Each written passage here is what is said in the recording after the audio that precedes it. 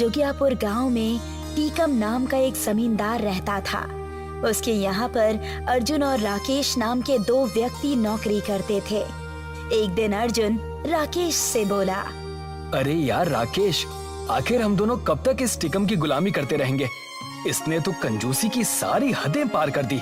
दिन रात हम दोनों से मेहनत से काम करवाता है और बदले में हमें आखिर देता ही क्या है?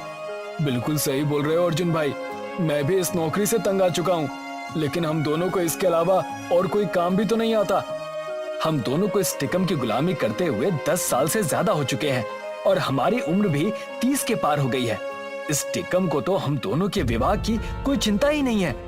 सही कह रहे हो अर्जुन भाई, मुझे लगता है कि हम दोनों को टिकम जमींदार से इस बारे में जरूर बात करनी चाहिए कि गांव की 2 सुंदर कन्याएं हम दोनों के लिए देखे और हमारा उनसे विवाह करा दे। आखिर हमारा भी विवाह करने का अधिकार है। तभी वहाँ पर टीकम जमींदार आ गया। मुझे आपसे कुछ बात करनी है टिकम जी। कहो, क्या बात करनी है? अर्जुन राकेश की ओर आंखों के इशारों से बात करने को कहने लगा। ये तुम दोनों एक दूसरे से आंखों का इशारा क्या कर रहे हो? सीधी तरह से बोलो, क्या बात करना चाहते हो? मुझे और भी बहुत काम है। टिकम जी, हम दोनों को आपके यहाँ पर नौकरी करते हुए 10 साल से ज्यादा का समय हो गया है और हमारी उम्र भी 30 के पार हो गई है और हम दोनों का आपके अलावा इस दुनिया में कोई भी नहीं है। क्या तुम दोनों ने रात में कोई हिंदी पिक्चर देख ली है? जल्दी बोलो, क्या बात करनी है? अब हम दोनों चाहते हैं कि हमारा विवाह जल्द से जल्द हो जाए। तुम दोनों का दिमाग तो ठीक है, तुम दोनों की हरकतों की वजह से पूरा गांव परेशान रहता है। कभी सोचा है कि अगर मैंने तुम्हें धक्के देकर अपने काम से बाहर निकाल दिया तो उसी दिन गांव वाले तुम दोनों को धक्के देकर गांव से बाहर निकाल देंगे? तो क्या हम दोनों का विवाह कभी नहीं होगा? विवाह करना है तो पहले अपनी उल्टी सीधी हरकतें बंद करो। परसों ही मुझसे बिरजू चाय वाला तुम दोनों की शिकायत कर रहा था।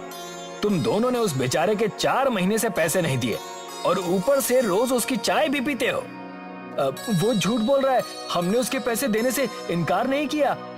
अर्जुन भाई सही बोल रहे हैं, हमने उससे बोला तो है कि पगार मिलते ही उसके सारे पैसे चुका देंगे। तुम दोनों के ऊपर पहले से ही मेरा कितना एडवांस निकल रहा है, तुम्हें इसका अंदाजा भी है? 3 दिन पहले रामलाल छोले भटूरे वाला भी मेरे पास तुम दोनों की शिकायत लेकर आया था कि तुम दोनों रोज उसके छोले भटूरे पेट भरकर खा के आ जाते हो और पैसे देने की बारी आने पर मेरे नाम की धौंस दिखाकर उसे डराते हो। तुम दोनों के पैसे मुझे देने पड़े और मैंने बिरजू को भी सारे पैसे चुका दिए हैं और ये सारे के सारे पैसे तुम दोनों की पगार से कटेंगे। और सुनो, इस महीने तुम्हें कोई पगार नहीं मिलेगी। पहले एडवांस कटवाओ, उसके बाद पगार की सोचना। कोई काम धाम तो करते नहीं है दिन भर, यहाँ पड़े पड़े बस मुफ्त का खाना खाते रहते हैं। काम के न काज के, दुश्मन अनाज के। इतना कहकर टीकम जमींदार क्रोधित होकर वहाँ से चला गया। समझ में नहीं आता कि ये इतना सारा धन लेकर जाएगा कहाँ? बिल्कुल सही बोल रहे हो अर्जुन भाई, हम दोनों को कुछ ना कुछ तो योजना बनानी पड़ेगी, नहीं तो सारा जीवन हम दोनों इस जमींदार की हवेली की साफ सफाई में ही बिता देंगे। तू बिल्कुल सही कह रहा है राकेश, रात में हम दोनों कोई ना कोई योजना जरूर बनाएंगे और इस टिकम को मजा चखा देंगे। फिलहाल तो मैं अभी किसी काम से जा रहा हूँ। मुझे सब पता है अर्जुन भाई कि आप कहाँ जा रहे हो। आप चंपा के पास जा रहे हो ना? कितनी बार कहा है कि चंपा आपको पसंद नहीं करती, वो सिर्फ मुझसे प्यार करती है। ए, अपनी जुबान को लगाम दे राकेश, चंपा सिर्फ मुझसे प्यार करती है। नहीं अर्जुन भाई, चंपा सिर्फ मुझसे प्यार करती है। जब भी वो मुझे देखती है ना तो उसके होठों पर मुस्कुराहट आ जाती है। अच्छा, ऐसा तो ना जाने कितनी बार भी मेरे साथ भी हुआ है। जब भी वो मेरे सामने से निकलती है तो मुझे कम से कम 3 बार पलट कर देखती है। तो फिर आज इस बात का फैसला हो ही जाए कि चंपा आखिर किससे प्यार करती है। ठीक है, चलो। अर्जुन और राकेश चंपा के पास पहुंच गए। आज तुम्हें हम दोनों को बताना ही पड़ेगा चंपा कि तुम हम दोनों में से किससे प्यार करती हो। अर्जुन भाई सही बोल रहे हैं, तुम्हें लेकर हम दोनों में बहुत ज्यादा कंफ्यूजन है। सच सच बताओ चंपा, तुम मुझसे ही प्यार करती हो ना? तुम दोनों का दिमाग तो ठीक है, तुम दोनों की हरकतों से मैं तंग आ चुकी हूँ। आए दिन तुम दोनों मुझे छेड़ते रहते हो और मैं ये सोचकर पिताजी से शिकायत नहीं करती कि वो मेरी पढ़ाई बंद करवा देंगे। लेकिन तुम दोनों ने तो आज हद ही कर दी है। ये कैसी बातें कर रही हो चंपा? अगर ऐसी बात है तो तुम मुझे पलट पलट कर क्यों देखती थी?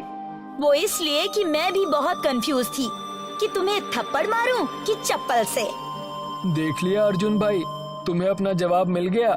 चंपा तुम्हें इसलिए बार बार पलट कर देखती थी कि वो कंफ्यूज थी कि वो तुम्हें चप्पल से मारे या सैंडल से। इसका साफ साफ मतलब है कि चंपा सिर्फ मुझसे प्यार करती है। चंपा, मुझे तुमसे यही उम्मीद थी। मैं बहुत जल्द टीकम जमींदार से हम दोनों की शादी के बारे में बात कर लूंगा। टीकम जमींदार तुम्हारा सेठ होगा, मेरा नहीं। मेरे पिताजी गांव के मुखिया है राकेश, और तुम अपनी औकात में रहो। तो इसका मतलब तुम मुझसे प्यार नहीं करती? बिल्कुल नहीं। तुम्हारे जैसे निठल्ले से प्यार करने से कहीं ज्यादा बेहतर है कि मैं जीवन भर कुंवारी बैठी रहूं। तो फिर तुम मुझे बार बार मुस्कुरा कर क्यों देखती थी? वो इसलिए कि मुझे तुम्हें देखकर बहुत गुस्सा आता था, जैसे कि अब आ रहा है। और मुझे मेरी टीचर ने सिखाया है कि जब आपको किसी के ऊपर बहुत ज्यादा क्रोध आए तो जबरदस्ती मुस्कुरा दिया करो, गुस्सा शांत हो जाता है। अब अगर तुम दोनों ने मेरा पीछा किया या मुझसे बात करने की कोशिश की तो मैं अपने पिताजी से तुम्हारी शिकायत कर दूंगी। और तुम तो जानते ही हो कि मेरे पिताजी इस गांव के मुखिया हैं। वो तुम दोनों को पीट पीट कर तुम्हारी बुरी हालत कर देंगे, निकम्मे कहीं के। मजाक बहुत हो गया चंपा। हाँ, मैंने तुम्हारी आंखों में अपने लिए प्रेम देखा है। सच सच बताओ, क्या तुम्हें मुझसे प्रेम है या नहीं? अगर नहीं है चंपा, तो मैं ये गांव छोड़कर हमेशा के लिए चला जाऊंगा।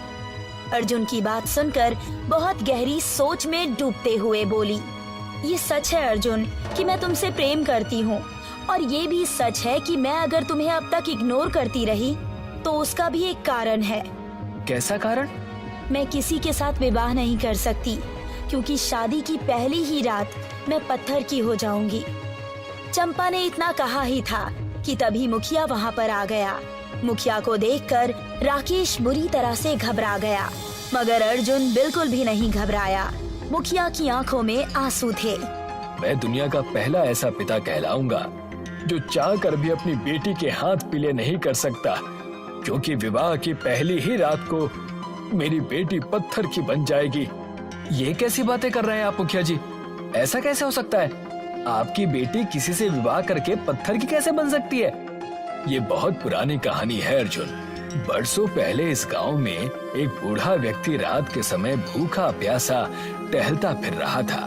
उस वक्त भी मैं गांव का मुखिया था। मैंने उस व्यक्ति को अतिथि के तौर पर रात में अपने घर पर रख लिया।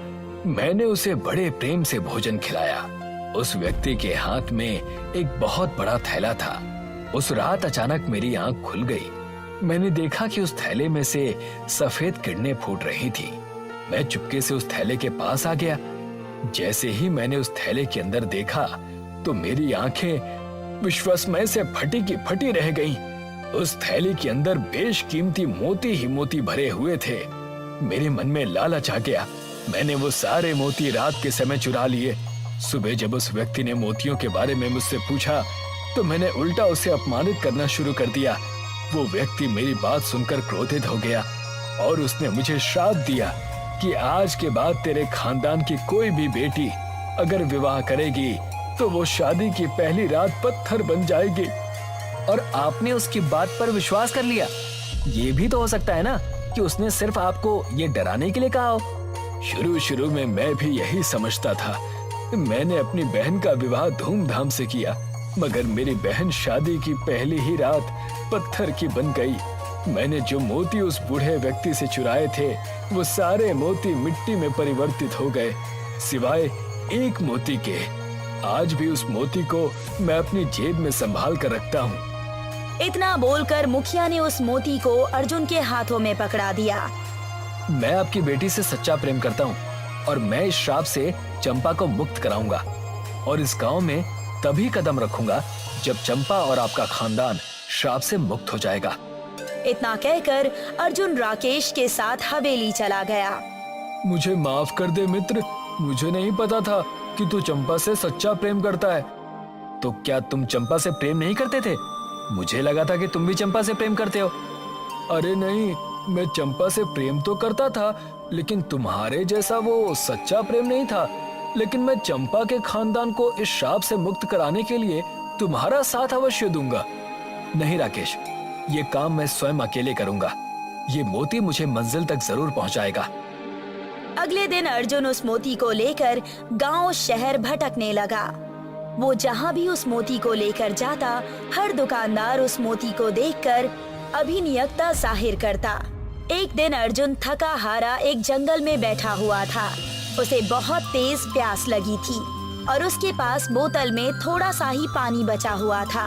अर्जुन पानी पीने ही वाला था कि तभी एक साधु वहां पर पहुंचकर अर्जुन से बोला, मैं बहुत देर से प्यासा हूँ बेटा, क्या तुम मुझे जल पिला सकते हो? अर्जुन ने वो बोतल साधु को पकड़ा दी। साधु एक ही सांस में सारा पानी पी गया।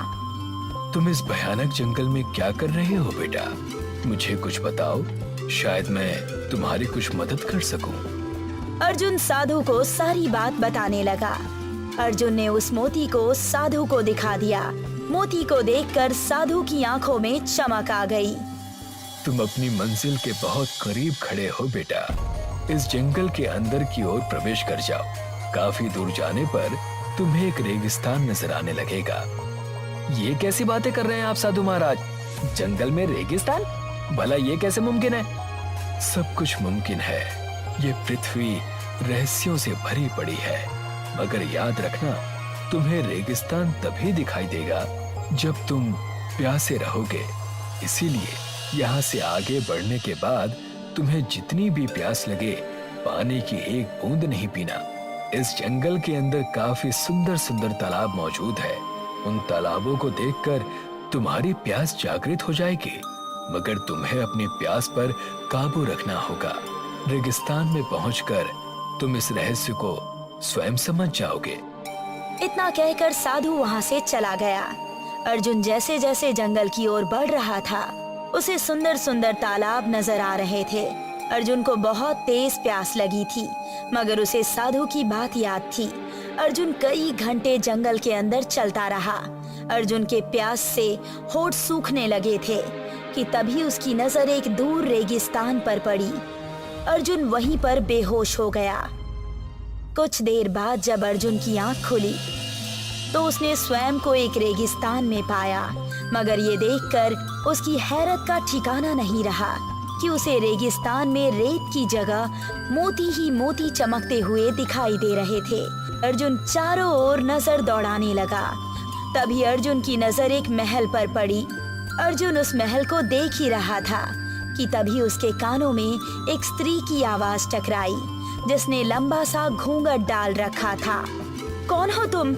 तुम मोतियों के रेगिस्तान के तो नहीं लगते। मोतियों का रेगिस्तान? आप कहना क्या चाहती हैं? तुम जिस जगह पर खड़े हो उसे मोतियों का रेगिस्तान ही कहते हैं। उस स्त्री ने इतना कहा ही था कि तभी उस महल का दरवाजा खुल गया और एक सैनिकों की टुकड़ी अर्जुन के सामने खड़ी हो गई। अर्जुन ने देखा कि उन सभी के शरीर रेत के बने हुए थे और उन सब ने मोतियों की पोशाक पहनी हुई थी। इसे गिरफ्तार कर लो। सैनिक अर्जुन को गिरफ्तार करके महल के अंदर ले गए। महल के अंदर एक मोतियों के सिंहासन पर एक बूढ़ा बैठा हुआ था। वो बूढ़ा मोतियों के रेगिस्तान का राजा था। कौन हो तुम? मेरा नाम अर्जुन है और मैं जुगियापुर गांव से आया हूँ। तो इसका मतलब तुम पृथ्वी से आए हो? पृथ्वी से आए हो से तुम्हारा क्या मतलब? क्या ये स्थान पृथ्वी पर नहीं है? नहीं, ये स्थान पृथ्वी का नहीं है। दरअसल तुम जिस जंगल से होते हुए इस रेगिस्तान तक पहुंचे हो, वहां पर एक अदृश्य द्वार खुलता है। अवश्य तुम्हारी किसी ने मदद की है, वरना बिना मदद के तुम इस जगह आ ही नहीं सकते। मुझे बताओ, तुम्हारी मदद किसने की है? अर्जुन उस साधु के बारे में उस राजा को बताने लगा। समझ गया। तो इसका मतलब ये है कि तुम अंदर से एक अच्छे इंसान हो। वर्षों पहले मैं जुगियापुर गांव में इंसानों के भेष में गया था, मगर वहां के कपटी इंसान ने मेरे मोतियों को चुरा लिया। बेवकूफ इंसान, अगर मुझसे वो मोती मांग लेता तो मैं उसे सारे मोती दे देता, लेकिन उसने मोती चुराकर उल्टा मुझे अपमानित किया। राजा ने इतना कहा ही था कि तभी अर्जुन ने उस मोती को राजा को दिखाते हुए कहा, कहीं आप इस मोती की तो बात नहीं कर रहे। तुम्हारे पास ये मोती कहां से आया? ये तो मोतियों के रेगिस्तान का ही एक मोती है। ये वही मोती है जो मैं उस व्यक्ति को देकर आया था। देखिए, उन्होंने आपके साथ जो भी दुर्व्यवहार किया उसके लिए मैं आपसे क्षमा मांगता हूँ, लेकिन आपने उन्हें श्राप देकर अच्छा नहीं किया। आप ही बताइए, गलती तो उन्होंने की थी, ना कि उनके खानदान ने। अर्जुन की बात सुनकर राजा अर्जुन की ओर गौर से देखने लगा। उसकी आंखों में पश्चाताप था। तुम बिल्कुल सही कह रहे हो। मुझे अब अपनी गलती पर पछतावा हो रहा है। तो फिर श्राप को समाप्त कर दीजिए। अर्जुन की बात सुनकर उस राजा ने अर्जुन से उस मोती को ले लिया और उस मोती को जमीन पर पटक दिया। जमीन पर पटकते ही उस मोती के अंदर से काली परछाई निकलकर गायब हो गई। अब से वो सब श्राप से मुक्त है। मोतियों के रेगिस्तान के राजा ने अर्जुन को ढेर सारे मोती देकर विदा कर दिया। मुखिया की बहन जो कि पत्थर की बन चुकी थी, अब वो भी सही हो गई। मुखिया ने खुशी खुशी अपनी बेटी चंपा का विवाह अर्जुन से कर दिया।